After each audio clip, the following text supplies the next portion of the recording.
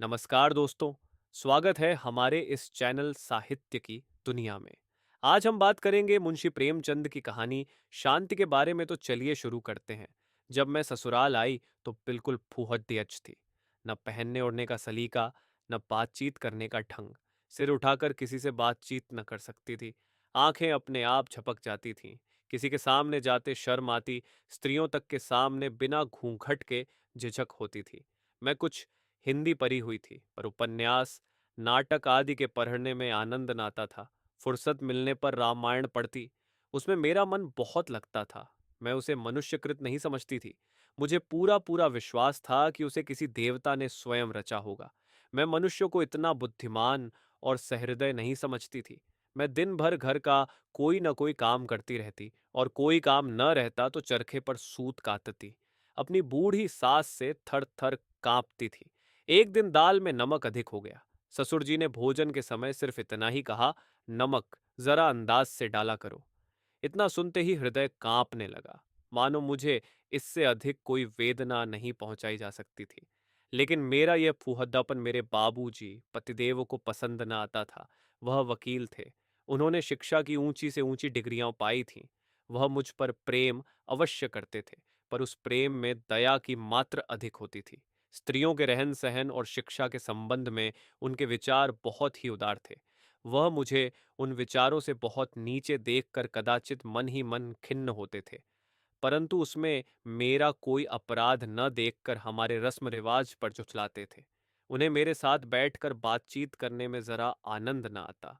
सोने आते तो कोई न कोई अंग्रेजी पुस्तक साथ लाते और नींद न आने तक पढ़ा करते। जो कभी मैं पूछ बैठती कि क्या पढ़ाते हो, तो मेरी ओर करुण दृष्टि से देखकर उत्तर देते, तुम्हें क्या बतलाऊं, यह आस्कर वाइल्ड की सर्वश्रेष्ठ रचना है। मैं अपनी अयोग्यता पर बहुत लज्जित थी।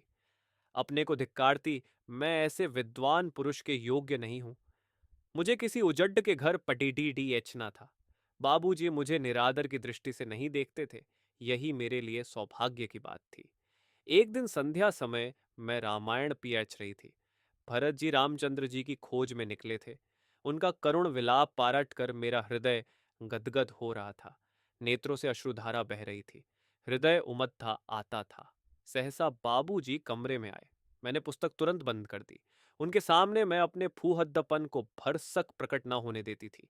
लेकिन उन्होंने पुस्तक देख ली और पूछा, रामायण है ना? मैंने अपराधियों की भांति सिर झुकाकर कहा, हाँ, जरा देख रही थी। बाबूजी, इसमें शक नहीं कि पुस्तक बहुत ही अच्छी, भावों से भरी हुई है, लेकिन इसमें मानव चरित्र को वैसी खूबी से नहीं दिखाया गया जैसा अंग्रेज या फ्रांसीसी लेखक दिखलाते हैं।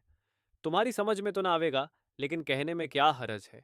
यूरोप में आजकल स्वाभाविकता, रियलिज्म का जमाना है। वे लोग मनोभावों के उत्थान और पतन का ऐसा वास्तविक वर्णन करते हैं कि पी अरेच कर आश्चर्य होता है।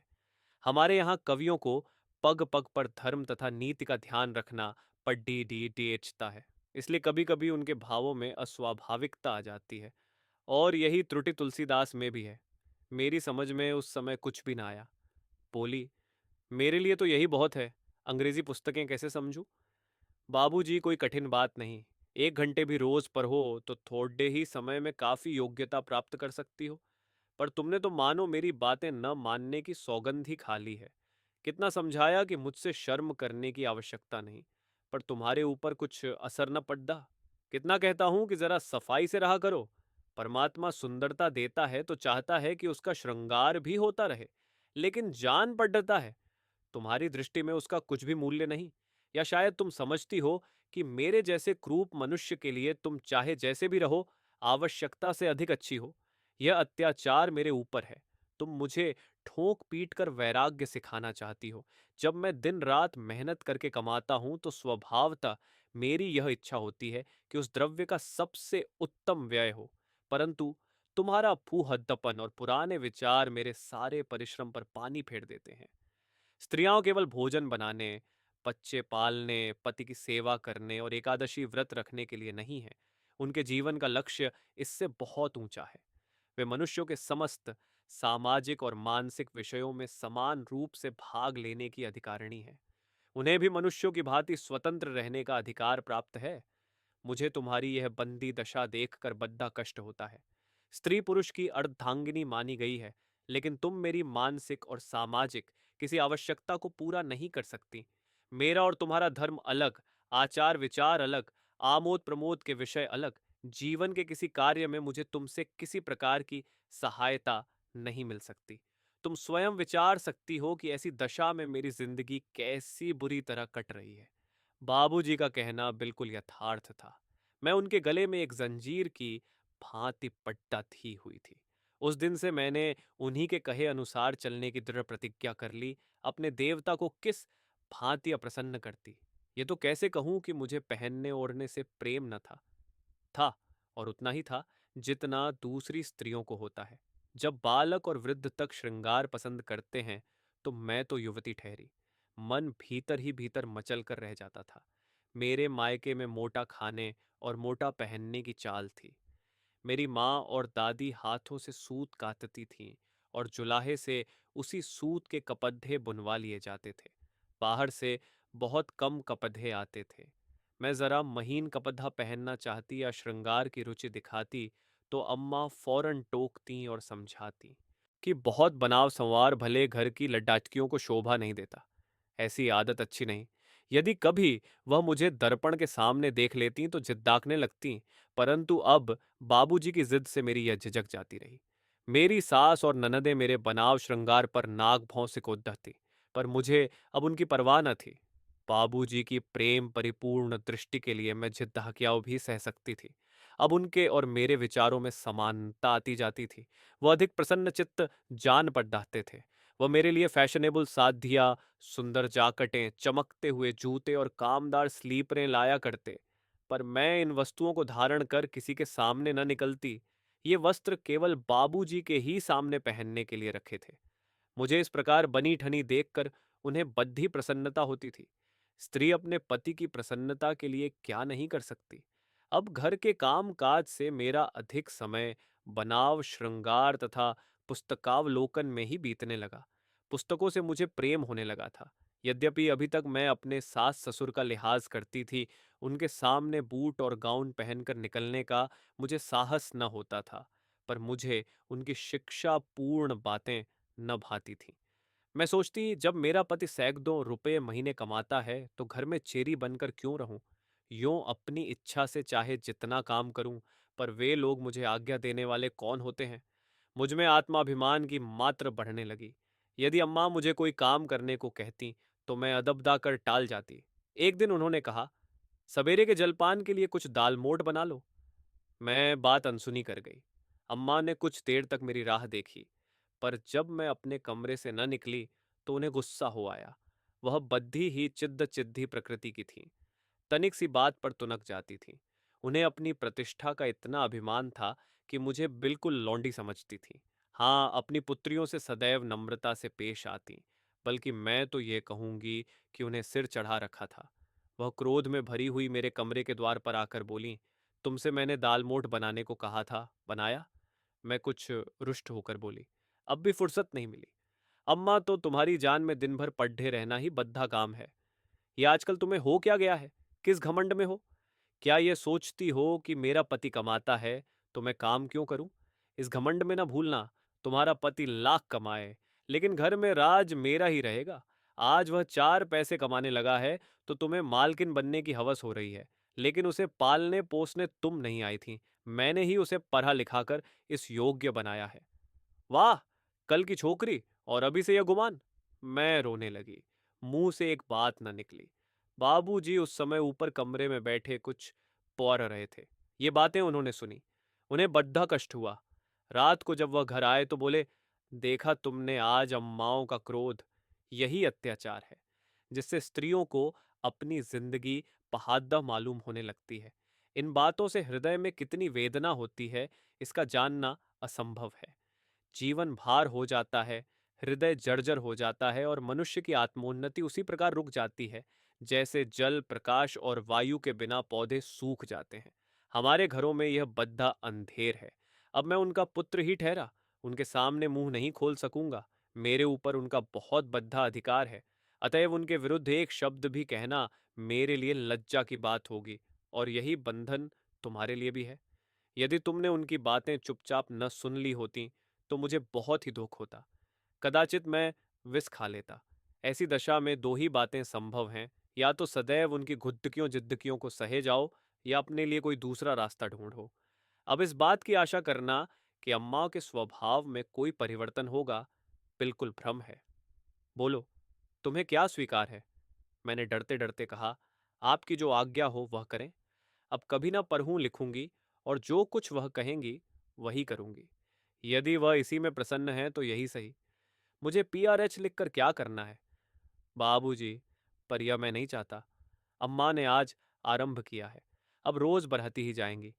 मैं तुम्हें जितनी ही सभ्य तथा विचारशील बनाने की चेष्टा करूंगा, उतना ही उन्हें बुरा लगेगा और उनका गुस्सा तुम ही पर उतरेगा। उन्हें पता नहीं कि जिस आबहवा में उन्होंने अपनी जिंदगी बिताई है वह अब नहीं रही। विचार स्वातंत्र्य और समयानुकूलता उनकी दृष्टि में अधर्म से कम नहीं। मैंने यह उपाय सोचा है कि किसी दूसरे शहर में चलकर अपना अड्डा जमाऊं। मेरी वकालत भी यहां नहीं चलती, इसलिए किसी बहाने की भी आवश्यकता न पड़ी डिठेगी। मैं इस तजवीज के विरुद्ध कुछ न बोली। यद्यपि मुझे अकेले रहने से भय लगता था, तथापि वहां स्वतंत्र रहने की आशा ने मन को प्रफुल्लित कर दिया। उसी दिन से अम्माओं ने मुझसे बोलना छोड़ दिया। मेहरियों, पद्दहोसिनों और नंदों के आगे मेरा परिहास किया करती। यह मुझे बहुत बुरा मालूम होता था। इसके पहले यदि वह कुछ भली बुरी बातें कह लेती तो मुझे स्वीकार था। मेरे हृदय से उनकी मान मर्यादा घटने लगी। किसी मनुष्य पर इस प्रकार कटाक्ष करना उसके हृदय से अपने आदर को मिटाने के समान है। मेरे ऊपर सबसे गुरुतर दोषारोपण यह था कि मैंने बाबूजी पर कोई मोहन मंत्र फूंक दिया है। वह मेरे इशारों पर चलते हैं।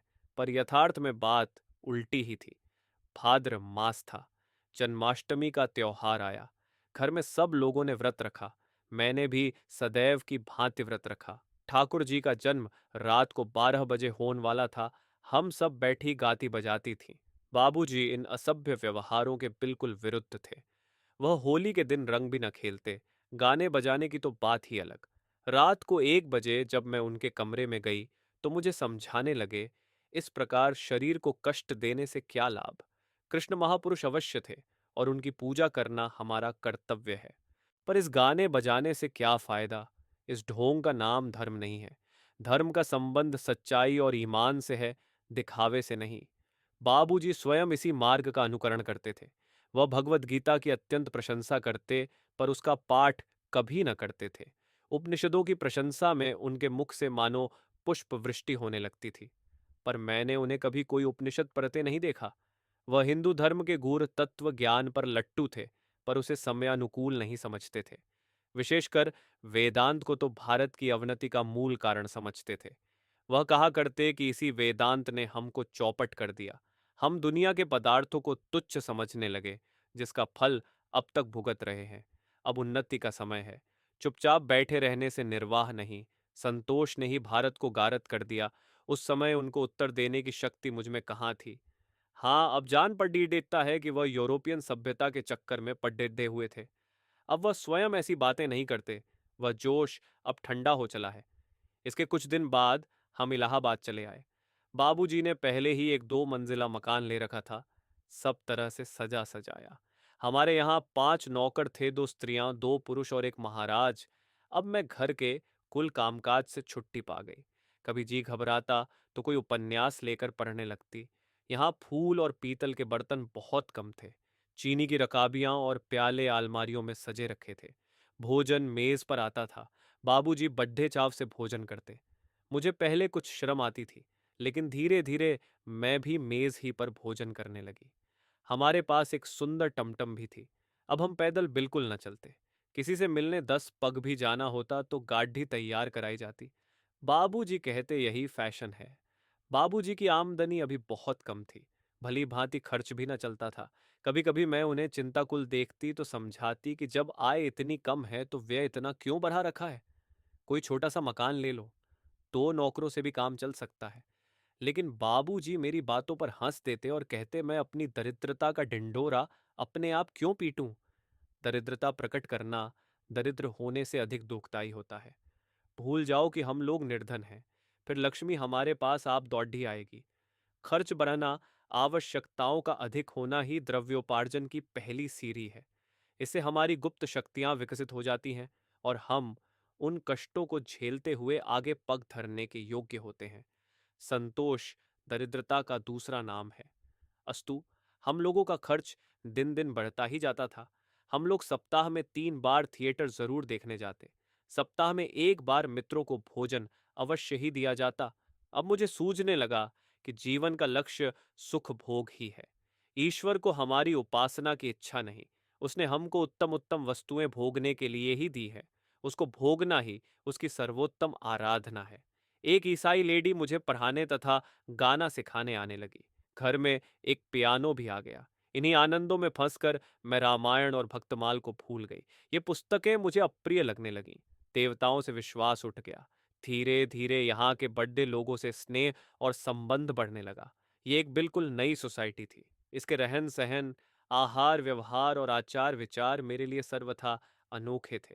मैं इस सोसाइटी में ऐसी जान पड़ डटी थी जैसे मोरों में कौवा। इन लेडियों की बातचीत कभी थिएटर और गुद्द के विषय में होती, कभी टेनिस, समाचार पत्रों और अच्छे अच्छे लेखकों के लेखों पर।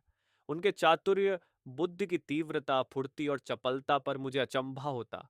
ऐसा मालूम होता कि वे ज्ञान और प्रकाश की पुतलियां हैं। वे बिना घूंघट बाहर निकलती। मैं उनके साहस पर चकित रह जाती। वे मुझे भी कभी कभी अपने साथ ले जाने की चेष्टा करती, लेकिन मैं लज्जावश न जा सकती। मैं उन लेडियों को कभी उदास या चिंतित न पाती। मिस्टर दास बहुत बीमार थे, परंतु मिसेस दास के माथे पर चिंता का चिन्ह तक न था। मिस्टर बागदी नैनीताल में तपेदिक का इलाज करा रहे थे, पर मिसेस बागदी नित्य टेनिस खेलने जाती थीं। इस अवस्था में मेरी क्या दशा होती मैं ही जानती हूँ। इन लेडियों की रीति नीति में एक आकर्षण शक्ति थी जो मुझे खींचे लिए जाती थी। मैं उन्हें सदैव आमोद प्रमोद के लिए उत्सुक देखती और मेरा भी जी चाहता कि उन्हीं की भांति मैं भी निस्संकोच हो जाती। उनका अंग्रेजी वार्तालाप सुन मुझे मालूम होता कि ये देवियाओं हैं। मैं अपनी इन त्रुटियों की पूर्ति के लिए प्रयत्न किया करती थी। इसी बीच में मुझे एक खेदजनक अनुभव होने लगा। यद्यपि बाबूजी पहले से मेरा अधिक आदर करते, मुझे सदैव डियर डार्लिंग आदि कहकर पुकारते थे, तथापि मुझे उनकी बातों में एक प्रकार की बनावट मालूम होती थी। ऐसा प्रतीत होता मानो ये बातें उनके हृदय से नहीं, केवल मुख से निकलती है। उनके स्नेह और प्यार में हार्दिक भावों की जगह अलंकार ज्यादा होता था। किंतु और भी अचंभे की बात यह थी कि अब मुझे बाबूजी पर वह पहले किसी श्रद्धा न रही। अब उनकी सिर की पीड़ा से मेरे हृदय में पीड़ा न होती थी। मुझमें आत्मगौरव का आविर्भाव होने लगा था। अब मैं अपना बनाव श्रृंगार इसलिए करती थी कि संसार में यह भी मेरा कर्तव्य है, इसलिए नहीं कि मैं किसी एक पुरुष की व्रतधारिणी हूं। अब मुझे भी अपनी सुंदरता पर गर्व होने लगा था। मैं अब किसी दूसरे के लिए नहीं, अपने लिए जीती थी।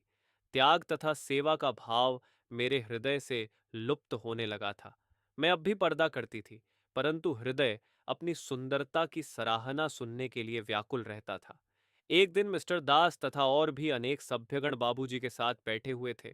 मेरे और उनके बीच में केवल एक पर्दे की आड़ेडीएच थी। बाबूजी मेरी इस झिझक से बहुत ही लज्जित थे। इसे वह अपनी सभ्यता में काला धब्बा समझते थे। कदाचित यह दिखाना चाहते थे कि मेरी स्त्री इसलिए पर्दे में नहीं है कि वह रूप तथा वस्त्रभूषणों में किसी से कम है, बल्कि इसीलिए कि अभी उसे लज्जा आती है। वह मुझे किसी बहाने से बार बार पर्दे के निकट बुलाते, जिसमें उनके मित्र मेरी सुंदरता और वस्त्रभूषण देख लें। अंत में कुछ दिन बाद मेरी झिझक गायब हो गई। इलाहाबाद आने के पूरे 2 वर्ष बाद मैं बाबूजी के साथ बिना पर्दे के सैर करने लगी। सैर के बाद टेनिस की नौबत आई। अंत में मैंने क्लब में जाकर दम लिया। पहले यह टेनिस और क्लब मुझे तमाशा सा मालूम होता था, मानो वे लोग व्यायाम के लिए नहीं बल्कि फैशन के लिए टेनिस खेलने आते थे। वे कभी न भूलते थे कि हम टेनिस खेल रहे हैं। उनके प्रत्येक काम में, झुकने में, दौड़ने में, उचकने में एक कृत्रिमता होती थी, जिससे यह प्रतीत होता था कि इस खेल का प्रयोजन कसरत नहीं, केवल दिखावा है। क्लब में इससे विचित्र अवस्था थी।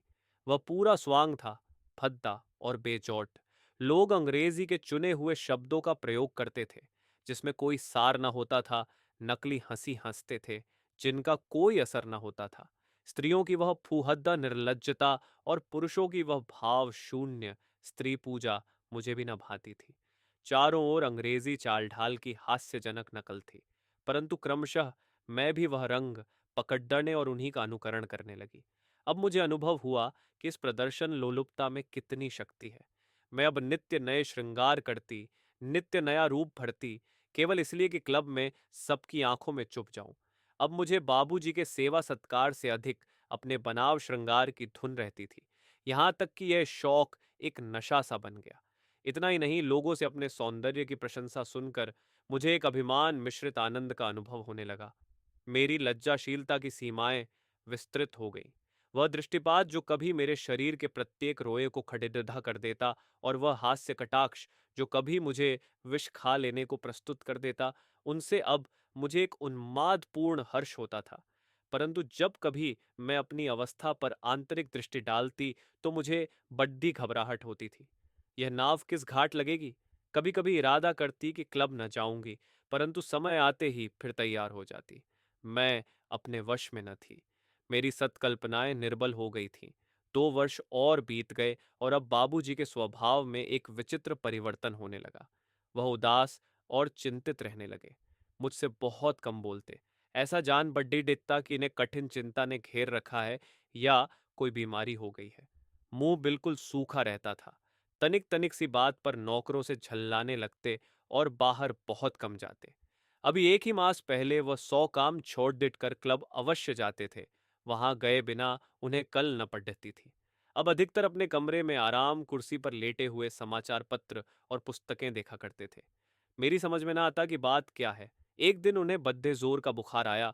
दिन भर बेहोश रहे, परंतु मुझे उनके पास बैठने में अंकुश सा लगता था।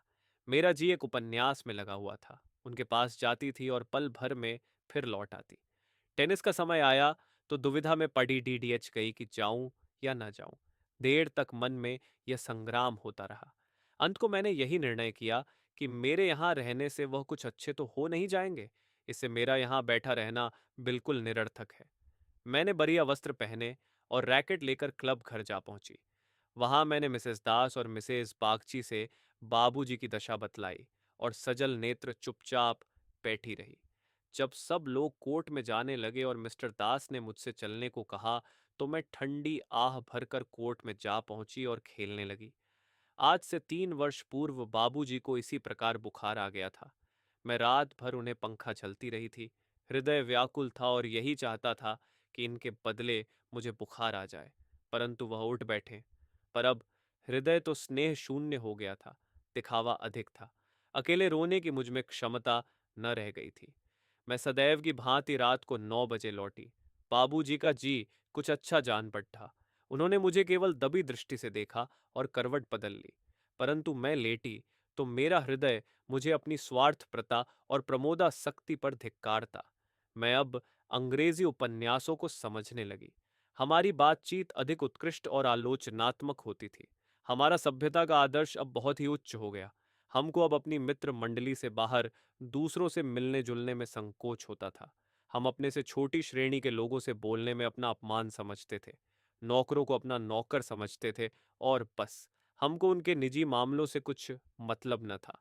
हम उनसे अलग रहकर उनके ऊपर अपना जोर जमाए रखना चाहते थे। हमारी इच्छा यह थी कि वह हम लोगों को साहब समझे। हिंदुस्तानी स्त्रियों को देखकर मुझे उनसे घृणा होती थी। उनमें शिष्टता न थी। खैर, बाबूजी का जी दूसरे दिन भी न संभला। मैं क्लब न गई, परंतु जब लगातार 3 दिन तक उन्हें बुखार आता गया और मिसेज दास ने बार बार एक नर्स बुलाने का आदेश किया, तो मैं सहमत हो गई। उस दिन से रोगी की सेवा शुश्रूषा से छुट्टी पाकर बद्दा हर्ष हुआ। यद्यपि 2 दिन मैं क्लब न गई थी, परंतु मेरा जी वहीं लगा रहता था, बल्कि अपने भीरुतापूर्ण त्याग पर क्रोध भी आता था। एक दिन तीसरे पहर में कुर्सी पर लेटी हुई अंग्रेजी पुस्तक पियारेच रही थी। अचानक मन में यह विचार उठा कि बाबूजी का बुखार असाध्य हो जाए तो। पर इस विचार से लेश मात्र भी दुख न हुआ। मैं इस शोकमय कल्पना का मन ही मन आनंद उठाने लगी। मिसेज दास, मिसेज नायद्दू, मिसेज श्रीवास्तव, मिस खरे, मिसेज शर्गा अवश्य ही मातम पुरसी करने आवेंगी। उन्हें देखते ही मैं सजल नेत्र हो उठूंगी और कहूंगी, बहनों, मैं लुट गई। हाय, मैं लुट गई। अब मेरा जीवन अंधेरी रात के भयावह वन या श्मशान के दीपक के समान है, परंतु मेरी अवस्था पर दुख न प्रकट करो। मुझ पर जो पड़ डरेगी, उसे मैं उस महान आत्मा के मोक्ष के विचार से सह लूंगी। मैंने इस प्रकार मन में एक शोकपूर्ण व्याख्यान की रचना कर डाली, यहाँ तक कि अपने उस वस्त्र के विषय में भी निश्चय कर लिया जो मृतक के साथ श्मशान जाते समय पहनूंगी। इस घटना की शहर भर में चर्चा हो जाएगी। सारे कैंटोनमेंट के लोग मुझे संवेदना के पत्र भेजेंगे। तब मैं उनका उत्तर समाचार पत्रों में प्रकाशित करा दूंगी कि मैं प्रत्येक शोक पत्र का उत्तर देने में असमर्थ हूँ। हृदय के टुकड़े टुकड़े हो गए हुए हैं। उसे रोने के सिवा और किसी काम के लिए समय नहीं है। मैं इस हमदर्दी के लिए उन लोगों की कृतज्ञ हूँ और उनसे विनयपूर्वक निवेदन करती हूँ कि वे मृतक की आत्मा की सद्गति के निमित्त ईश्वर से प्रार्थना करें। मैं इन्हीं विचारों में डूबी हुई थी कि नर्स ने आकर कहा, आपको साहब याद करते हैं। ये मेरे क्लब जाने का समय था। मुझे उनका बुलाना अखर गया, लेकिन एक मास हो गया था। वह अत्यंत दुर्बल हो रहे थे। उन्होंने मेरी ओर विनयपूर्ण दृष्टि से देखा। उसमें आंसू भरे हुए थे। मुझे उन पर दया आई। बैठ गई और ढारहस देते हुए बोली, क्या करूं? कोई दूसरा डॉक्टर बुलाऊं? बाबूजी आंखें नीची करके अत्यंत करुण भाव से बोले, यहां कभी नहीं अच्छा हो सकता। मुझे अम्मा के पास पहुंचा दो। मैंने कहा, क्या आप समझते हैं कि वहां आपकी चिकित्सा यहां से अच्छी होगी? बाबूजी बोले, क्या जाने क्यों मेरा जी अम्मा के दर्शनों को लालायित हो रहा है। मुझे ऐसा मालूम होता है कि मैं वहां बिना दवा दर्पण के भी अच्छा हो जाऊंगा। मैं ये आपका केवल विचार मात्र है। बाबूजी शायद ऐसा ही हो, लेकिन मेरी विनय स्वीकार करो। मैं इस रोग से नहीं, इस जीवन से ही दुखित हूं। मैंने अचरज से उनकी ओर देखा। बाबूजी फिर बोले, हाँ, इस जिंदगी से तंग आ गया हूं। मैं अब समझ रहा हूं, मैं जिस स्वच्छ लहराते हुए निर्मल जल की ओर दौड़ता जा रहा था, वह मरुभूमि है। मैं इस प्रकार जीवन के बाहरी रूप पर लट्टू हो रहा था, परंतु अब मुझे उसकी आंतरिक अवस्थाओं का बोध हो रहा है। इन 4 वर्षों में मैंने इस उपवन में खूब भ्रमण किया और उसे आदि से अंत तक कंटकमय पाया। यहाँ न तो हृदय को शांति है, न आत्मिक आनंद। ये एक उन्मत्त, अशांतिमय, स्वार्थपूर्ण, विलाप युक्त जीवन है। यहाँ न नीति है, न धर्म, न सहानुभूति, न सहृदयता। परमात्मा के लिए मुझे इस अग्नि से बचाओ। यदि और कोई उपाय न हो तो अम्मा को एक पत्र ही लिख दो, वह अवश्य यहाँ आएंगी। अपने अभागे पुत्र का दुहक उनसे न देखा जाएगा। उन्हें पे इस सोसाइटी की हवा अब भी नहीं लगी। वह आएंगी। उनकी वह ममतापूर्ण दृष्टि, वह स्नेहपूर्ण शुश्रूषा मेरे लिए 100 औषधियों का काम करेगी। उनके मुख पर वह ज्योति प्रकाशमान होगी जिसके लिए मेरे नेत्र तरस रहे हैं। उनके हृदय में स्नेह है, विश्वास है। यदि उनकी गोद में मैं मर भी जाऊं तो मेरी आत्मा को शांति मिलेगी। मैं समझी कि यह बुखार की बकचक है। नर्स से कहा, जरा इनका टेम्परेचर तो लो, मैं अभी डॉक्टर के पास जाती हूँ। मेरा हृदय एक अज्ञात भय से कांपने लगा। नर्स ने थर्मामीटर निकाला, परंतु ज्यों ही वह बाबूजी के समीप गई, उन्होंने उसके हाथ से वह यंत्र छीनकर पृथ्वी पर पटक दिया। उसके टुकड़े टुकड़े हो गए। फिर मेरी ओर एक अवहेलनापूर्ण दृष्टि से देखकर कहा, साफ साफ क्यों नहीं कहती हो कि मैं क्लब घर जाती हूँ, जिसके लिए तुमने ये वस्त्र धारण किए हैं और गाउन पहनी है। खैर, घूमती हुई यदि डॉक्टर के पास जाना तो कह देना कि यहाँ टेम्परेचर उस बिंदु पर पहुंच चुका है जहां आग लग जाती है। मैं और भी अधिक भयभीत हो गई। हृदय में एक करुण चिंता का संचार होने लगा। गला भर आया। बाबूजी ने नेत्र मूंद लिए थे और उनकी सांस वेग से चल रही थी। मैं द्वार की ओर चली कि किसी को डॉक्टर के पास भेजूं। ये फटकार सुनकर स्वयं कैसे जाती। इतने में बाबूजी उठ बैठे और विनीत भाव से बोले, श्यामा, मैं तुमसे कुछ कहना चाहता हूं।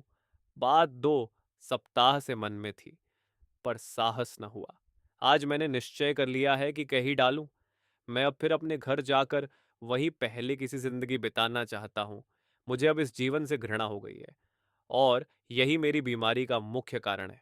मुझे शारीरिक नहीं, मानसिक कष्ट है। मैं फिर तुम्हें वही पहले किसी सलज्ज, नीचा सिर करके चलने वाली, पूजा करने वाली, रामायण पढ़ने वाली, घर का कामकाज करने वाली, चरखा काटने वाली, ईश्वर से डरने वाली, पतिश्रद्धा से परिपूर्ण स्त्री देखना चाहता हूँ। मैं विश्वास करता हूं तुम मुझे निराश न करोगी। तुमको 16 आने अपनी बनाना और 16 आने तुम्हारा बनना चाहता हूं। मैं अब समझ गया कि उसी सादे पवित्र जीवन में वास्तविक सुख है। बोलो, स्वीकार है?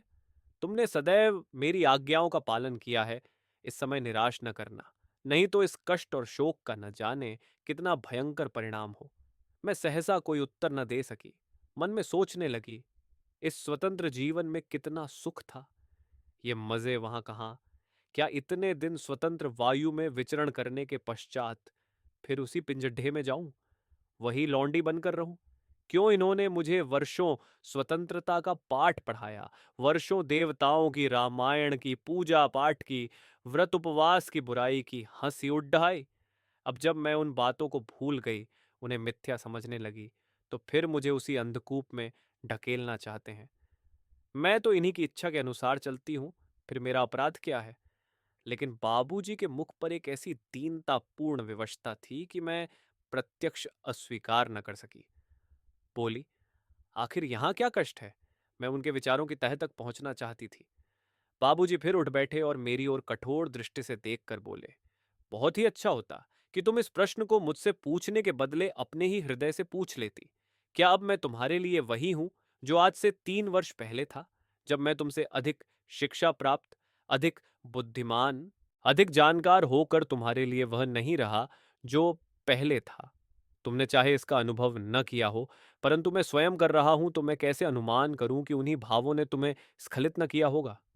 नहीं, बल्कि प्रत्यक्ष चिन्ह देख पड़ते हैं कि तुम्हारे हृदय पर उन भावों का और भी अधिक प्रभाव पड़ रहा है। तुमने अपने को ऊपरी बनाव चुनाव और विलास के भंवर में डाल दिया है, और तुम्हें उसकी लेश मात्र भी सुधि नहीं है। अब मुझे पूर्ण विश्वास हो गया कि सभ्यता, स्वेच्छाचारिता का भूत स्त्रियों के कोमल हृदय पर बड़ी सुगमता से कब्जा कर सकता है।